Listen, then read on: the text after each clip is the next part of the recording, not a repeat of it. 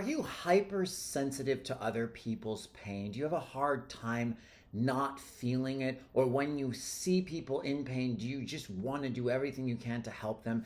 If you do, this video is definitely going to help you because I'm going to be going through one of the reasons why we do this, why it's not a good idea for them or for us, what we can do instead. And then at the end, I'm going to be giving you an exercise you can use anytime you walk out of a situation where you feel you've imprinted someone else's energy or trauma or whatever onto you.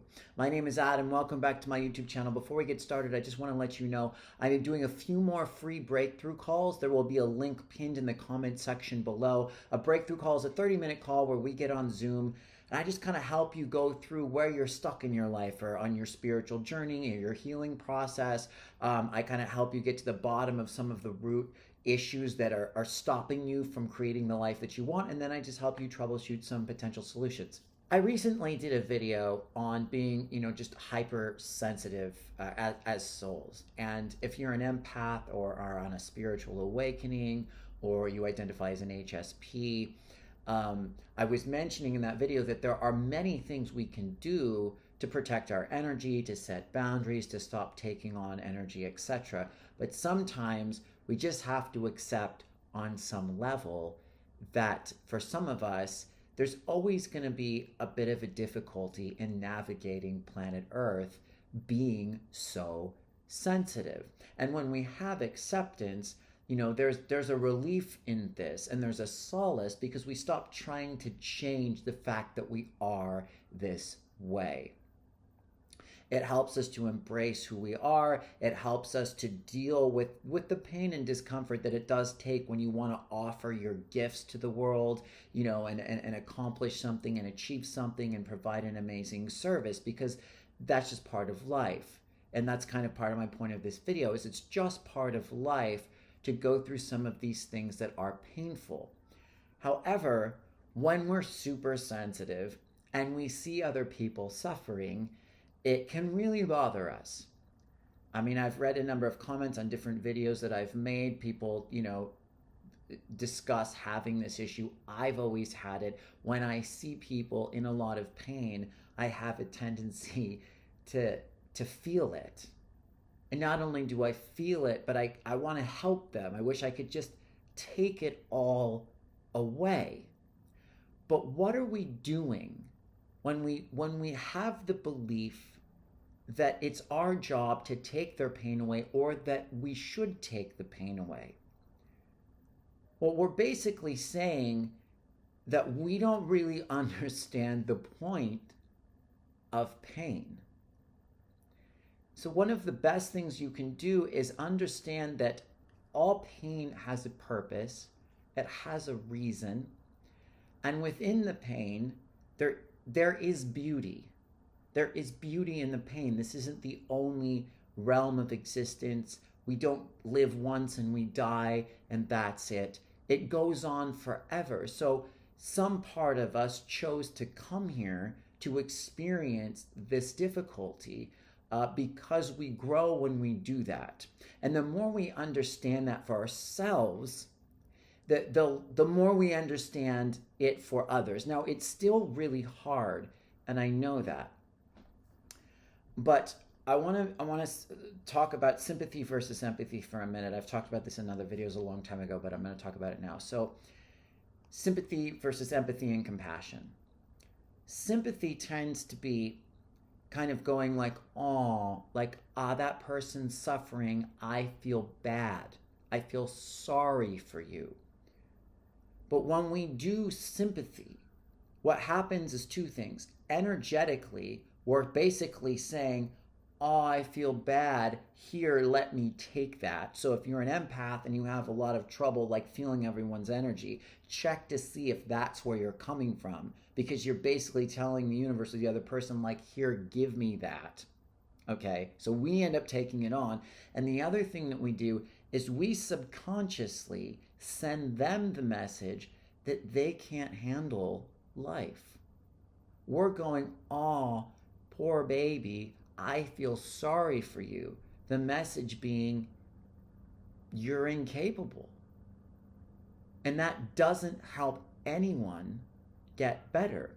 One of the first things to understand if you want to be some sort of a healer or a coach is you want to hold the vision for your clients of them healed. You want to see them as the divine being that they are in their highest expression. And when you hold that vision for them, they then are entangling and entraining and entering into a field of energy with you where they're supported and their highest vision is present in a container, which helps them come up to that frequency. Okay? When you feel bad for them, you're not doing that. Empathy and compassion is where you can have the energy of like, I understand what you're going through, because understanding what someone is going through is kind of the essence of compassion. But I believe in you. I believe in you. So if you're really hypersensitive and you see people in pain, every time you feel your energy or your belief system or your response wanting to lead toward, oh, I feel bad for them, see if you can stop just for a minute. Take a deep breath and just send them the energy of believing in them. And then what you can do is you can bless them. Because our energy tends to want to do something to help them, which is a good thing. We just don't know what to do. But it's their job. They have the power. They are a capable divine being. So when you look at them, resonate that toward them. And then what that does is it's also a protection for you so that you don't absorb their energy, because you're not saying I need to take that from you. You're saying you can handle it. Now, what happens when you do take their energy, if that even happens? So let's use this analogy. Let's say the person you feel bad for has like 10 pieces of trauma. Okay, we're just gonna say they have 10. They have 10 pieces of I'm not worthy as a human being and I feel deep misery trauma. Okay, I should have a grid here or something you draw on. When you go to them and you go, oh, I feel bad. Imagine you just took 5 of those pieces. Now, let's say it works this way, which it doesn't, but let's say it works this way. They now have 5 and you have 5. You might think, oh, I'm helping them. I have 5 of these. I can transmute them and that gives them 5 less. That's not how it works. The universe knows, okay? They had 10. Their lesson is 10. They need to transmute all 10 of those pieces in order for them to find the power within themselves to feel better. Now they can't do that. You can't do it for them. I had a soul coach that used to call this being a lessons thief. You just stole their lesson and disempowered them. Okay? That's if it worked that way where you took 5 and now you both have 5. The way I think it works, no, the way it does work is they had 10, you took 5. They still have 10. You just sort of copied 5 of theirs and now you have 5 more. You didn't help them and you didn't help you. You made it harder for you for no reason. So anytime you start to go, oh, I feel bad, oh, let me help you, keep that analogy in mind. I know we all think we're helping other people, and I think I read autobiography of a yogi, and I've read about stories of where masters would take on the karma and the pain of their disciples and burn through it. I don't even know how true that is, but I don't think it's true anymore. I think that was on the old timeline when things work differently. Now everyone is responsible for themselves. The energetics now work in such a way that you can't even do that anymore.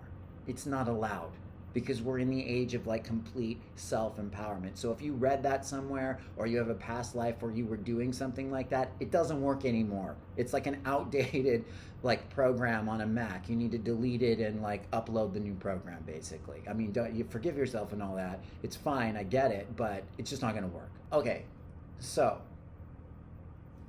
if you do constantly feel people's energy, and you feel their pain.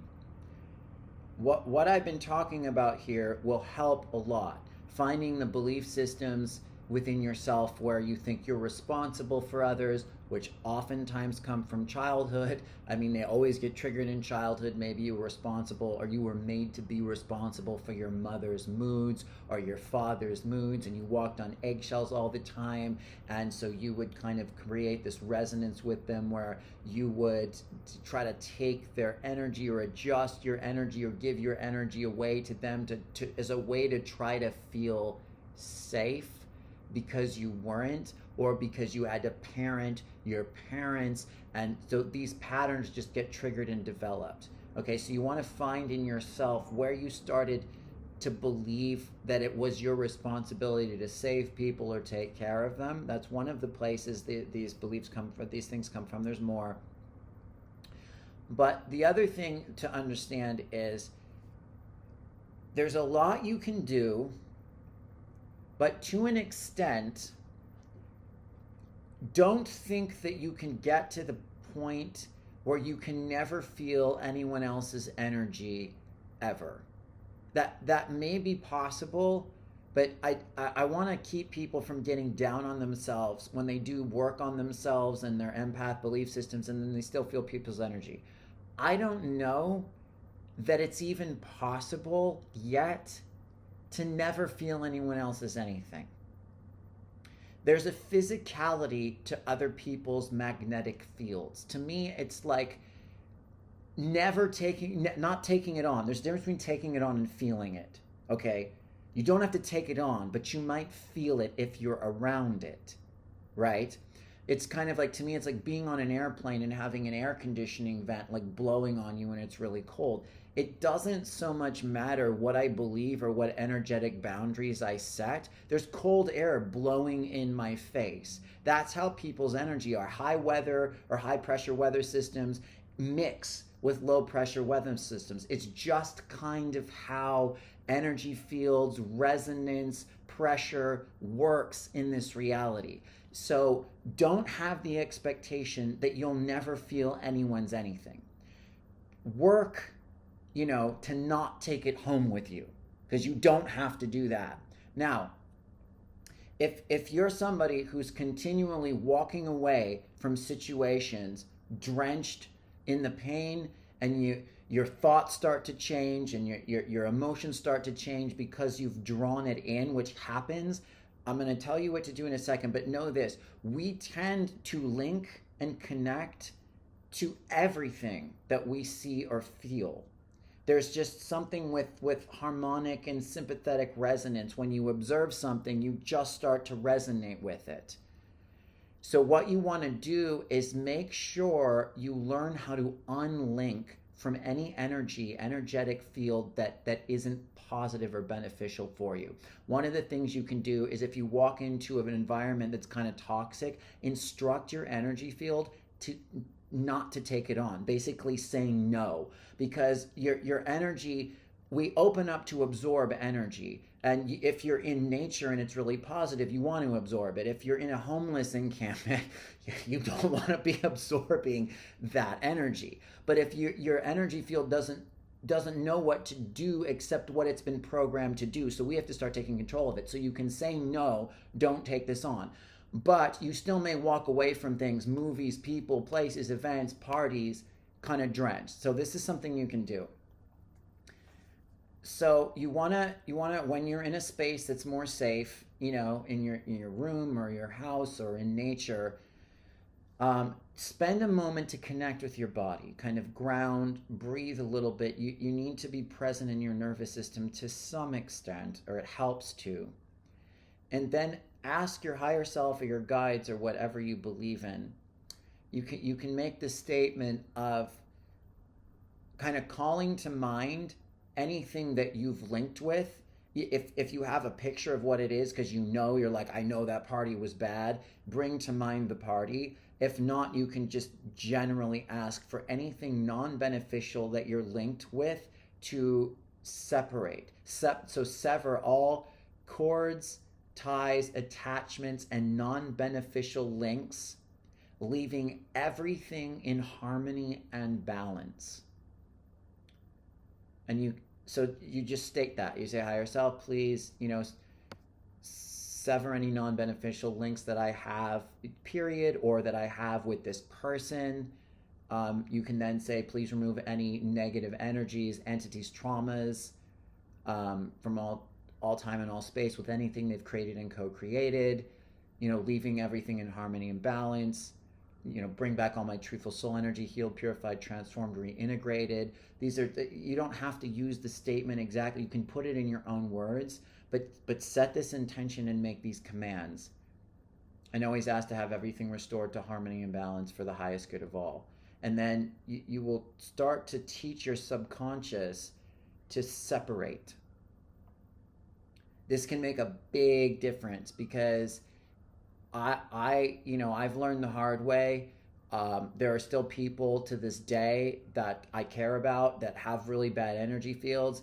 And as much work as I've done, if I leave and I don't do something like this, 2 days later, I'll be like, God, I'm like super depressed, or I'm thinking all these really nasty thoughts, even, and I'll be like, oh, that's because I didn't separate. And when I separate, it goes back to normal. Okay. So let me know how this goes. Let me know if you have any questions, comments, concerns, revelations.